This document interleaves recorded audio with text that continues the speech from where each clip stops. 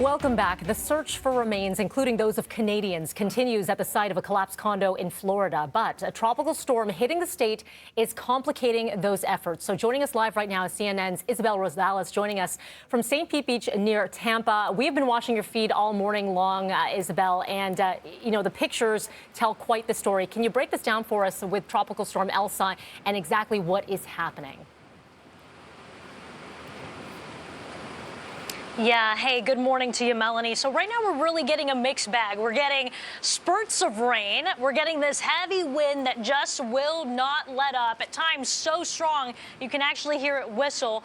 But we're also getting moments of sunshine, and that is typical Florida for you, right? So actually, let's zoom in right here. We can see that some of the tourists have been venturing out of the hotel, checking out the water, going, hey, is this Elsa thing still around here? Are we seeing the impacts?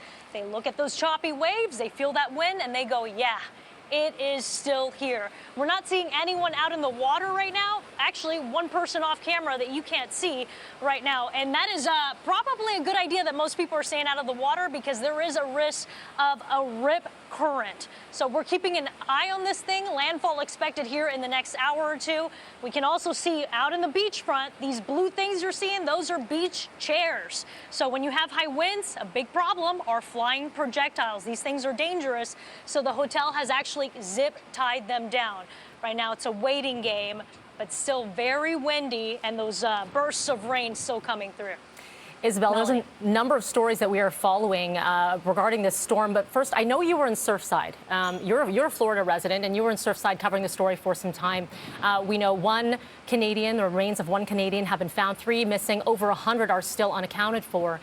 Can you talk about the hampering of these efforts here with Tropical Storm Elsa and what this all means?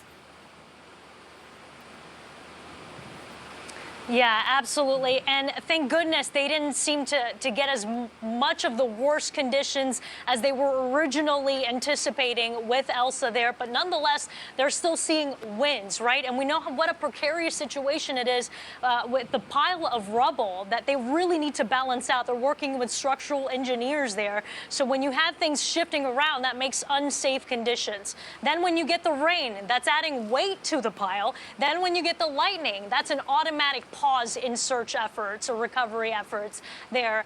So, of course, that does not help their situation at all. It's not what they want to see. They want to find these people that are unaccounted for, and they want to give answers to these families. And the weather, it's Florida, it will get in the way.